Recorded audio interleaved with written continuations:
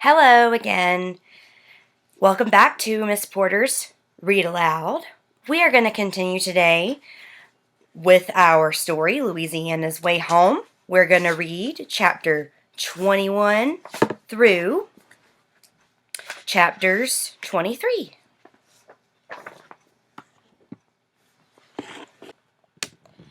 Chapter 21. Burke and I were in the woods. We were sitting together under a tree, and Clarence was somewhere where I could not see or hear him. But I knew he was there because he did not ever go too far away from Burke. And that was nice. That was comforting. The sun was still shining, and the world was still spinning, and Reverend Obertask had not removed the curse from my head. But I felt different somehow. I looked at Burke and said, I'm going to tell you what was in that terrible letter. And the first thing you need to know is that the flying elefantes do not exist. The flying elefantes do not exist? I hated that sentence. I hated it. But I had to say it. What do you mean they don't exist? Said Burke. I mean there were never any flying elefantes. I don't know who my parents were. And then I went ahead and told him everything, all of it. I told him about young Granny, and how her father had looked at her, and then turned and walked away from her, and how that was when the curse truly began. I told Burke about how Granny found me in the alley and picked me up. I told him that she was only someone who had found me, and that I was not related to her at all. I told him that whoever Granny was, she was gone now, and she had left me, and that I was alone in the world. Dang, said Burke when I was done. Well, I guess the good news is that if she ain't no relation of yours, then the curse ain't your curse. What? I said. It ain't your curse. It ain't on your head after all. I'm not cursed, I said. I reckon not, said Burke. Not the way I figure it. I lay down in the grass. The world was suddenly spinning faster and faster. Who was I without the flying elefantes? Who was I without Granny? And who was I without a curse upon my head? I felt as light as air. I felt as insubstantial as the ghost of a cricket. Maybe I don't exist at all. I said to Burke. You surely do exist, said Burke. I know it for a fact. He looked over me, and then he stood up. He whistled, and Clarence came flying to him and landed on his shoulder. Stand up, Louisiana, said Burke. No, I said. You got to stand up. No, I said, again. The winds of fate had deposited me in the alley of the Five and Dime, and then the winds of fate had picked me up and put me in the woods in Georgia, and that was where I was staying. I was never going to move again. I was worse off even than Pinocchio, a wooden puppet, who had at least had a father who loved him and kept searching for him, not to mention a blue fairy who showed up from time to time. I lay on the ground, and Burke stood over me, and Clarence opened and closed his wings again and again. The sun came beating down through the trees and landed on Burke's arm and lit up Clarence's feathers. The world was beautiful. It surprised me how beautiful it kept on, insisting on being, in spite of all the lies. It was beautiful. In her letter, Granny said that I had smiled at her in the alley of the Five and Dime. Was that true? Louisiana, said Burke. What? I said. Don't you want to go and find your Granny? No, I said. I do not think so. I do not know what I want. I don't know who I am. Okay, said Burke. All right, we'll figure this out. Didn't you say you had a dog and a cat and friends in Florida? Buddy, Archie, Ramey, Beverly. Yes, I said. Didn't you say Florida was where you belonged? Yes, I said. All right then, said Burke. You need to go home. Burke was right. I needed to go home. I stood up. I said, What direction is Florida again? Burke rolled his eyes. He said, I'll help you, all right. I'll go with you. Me and Clarence both. We need us a map and a bus schedule, and we'll go to Florida. First, we went to the Goodnight Sleep Tight to collect my belongings. But the door to room 102 was locked, and when we went into the motel office, Bernice told Burke to get out. You thief, she said. Leave here immediately. I'll wait on you outside, Louisiana, said Burke. Bernice's hair was still in curlers. My goodness, I was tired of seeing those curlers. I was tired of seeing Bernice, too. What do you want? She said to me. I am here to collect my belongings, I said. No, said Bernice. Your grandmother has absconded, and I do not know I do not want to hear whatever hard luck story you might have about that. I don't want to hear any of it. You will get your suitcase when the bill is paid, and the bill will only be paid when you have sung at the funeral." I stared at Bernice's head. I concentrated on one curler in particular, and I stared at it just as hard as I could. I stared death rays into that curler. "I'm not afraid of you," I said. "Good," said Bernice. "I'm not afraid of you, either. I'm tired of people taking advantage of my good nature." I wondered what good nature she was talking about. "The funeral is at noon tomorrow," she said. Everything I owned was in that suitcase, and I did not have the energy for a battle of the wills. "Fine," I said. "I will sing at the funeral." "You bet you will," said Bernice. "Be here at 11:30 tomorrow morning." "Okay," I said. "And maybe, as an extra special surprise for me, you will actually remove the curlers from your hair." I walked out of the office and Burke was waiting for me. He had gotten me peanuts from the machine. "I can't leave yet," I said. "I have to sing at the funeral tomorrow, or else I can't get my suitcase back. And I can't leave my suitcase behind, because I have already left too many things behind." "That works out fine," said Burke. "It'll give us time to plan out the whole thing. You can stay at my house tonight and tomorrow night, and we can leave early on Saturday morning." I said, "Yes, that is exactly what we will do. We will leave." I felt a sudden wave of weariness. My goodness, I was tired of leaving places. For someone who did not actually have a curse of sundering on her head, it seemed to me that I was involved in quite a bit of sundering. Chapter 22. When we got back to the pink house in the woods, it smelled sweet again, because Betty Allen was baking another one of her 17 cakes. This one was pineapple upside down. "I have never in my life had a pineapple upside down cake," I said to Betty Allen. "Well, we will have to rectify that, I'm sure," said Betty Allen. "In the meantime, I would like it if Burke Allen explained to me why he wasn't in school today." "I was helping Louisiana," said Burke. "You can't keep skipping school, Burke," said Betty Allen. "After a time, it'll catch up with you, and you will find that life has closed its doors to you. You don't want life to close its doors to you, do you?" "No, ma'am," said Burke. He looked down at his feet. "Open doors," said Betty Allen. "That is what we want. Doors that are open to us." She put her hand on Burke's head and left it there a minute, and then she turned to me. "Sweetie," she said, "is that the same dress you had on yesterday?" "It is," I said.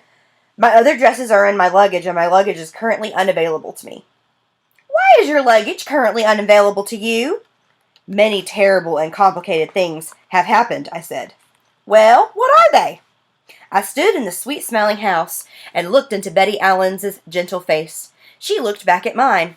I wanted to tell her that I didn't even know who I was. I wanted to tell her that I had been left. I wanted to tell her that she reminded me of the Blue Fairy. What I said was, "Have you ever read the story of Pinocchio?" Bert gave me a shove. He said, "Louisiana's granny ain't feeling good." "Can Louisiana stay here with us?" "What is wrong with your granny?" said Betty Allen. "She's having tooth problems," I said, "and she needs some time to recuperate. She is extremely unwell. She is also a liar." Bert gave me another little shove. He said, "Can Louisiana stay or not?" "Well, for heaven's sake, Burke and Betty Allen, of course Louisiana can stay." She kept her eyes on me. She gave me a very serious look, and then she smiled the most beautiful smile and reached out her hand and placed it on the top of my head, just the same as she had done with Burke. It felt nice. "Thank you, Mama," said Burke. "Thank you, Mrs. Allen," I said. "Why don't you two go up and wash up?" said Betty Allen. "Supper is going to be ready soon." At the dinner table that night, I sat next to Grandfather Burke. He said, "Look here. There she is, sitting right up at the table, as pretty as you please. You need you a phone book to sit on as you can reach the table." "Don't pick on her, Grandpap," said Bert. "Pick on her? I ain't picking on her. I'm glad to see her is all." He winked at me. "Daddy," said Bert's father, "you let her alone now. Let her eat." The dinner was fried chicken and green beans and mashed potatoes, and I ate everything set before me, and it was all very good. But truly, I wasn't even certain that I was there. I kept imagining the dark alley of the Louisiana Five and Dime. I kept hearing Burke say, The curse ain't your curse. I kept seeing Betty Allen smile at me. There was vanilla ice cream with chocolate sauce for dessert. We had our own little cut glass bowl. There were peanuts sprinkled on top of the chocolate sauce. I ate all my ice cream. I scraped the bowl with my spoon, and then Grandfather Burke slid his bowl of ice cream over so that it was sitting right in front of me. I looked down at Grandfather Burke's bowl. The glass was twinkling in the light. It looked very pretty. It was dark outside, and there were lights on inside, and the bowl was catching all the light, and everybody was around the table, and the bowl was full of ice cream and chocolate sauce and peanuts. And I felt like I was right on the verge of understanding something. And then Grandfather Burke said, "That's for you, Doodlebug." I stared down at the beautiful bowl, and I started to cry. "Why are you crying?" he said. I shook my head. "Leave her alone, Grandpap," said Burke. "I ain't done nothing to her except give her my dessert." I was crying too hard to pick up my spoon, and that is something that has never happened to me before. "What ails her?" said the grandfather. "She misses her granny," said Burke. "I do not miss my granny," I said. Grandfather Burke took hold of my hand. In a very gentle voice, he said, "Go on and eat it, darling. Take what is offered to you." Holding on to his horse hoof gave me some courage and comfort, and after a while I stopped crying and picked up my spoon. "There you go, honey," said Betty Allen. I ate the whole bowl of ice cream without once letting go of Father Burke's hand. "That's the way to do it," he said. "That's just right." The peanuts on top of the sundae were particularly good. The house smelled like pineapple upside-down cake. Well, the whole world was upside down, but it was still spinning, wasn't it? Chapter 23. In the morning, Burke went to school. He said he would find the atlas and tear out the map of Florida and locate Lister and figure out exactly how to get there.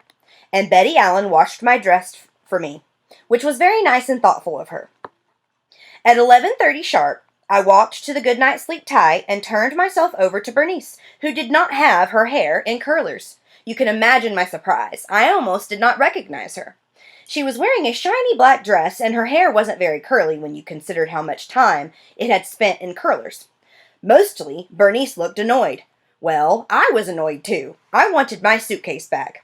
I wanted to go home, even though I felt somewhat sad about sundering myself from Betty Allen and Burke Allen, and also from the grandfather Burke Allen, who was very good about sharing his food with me. We drove to the Lonely Shepherd Church in Bernice's green Buick Skylark.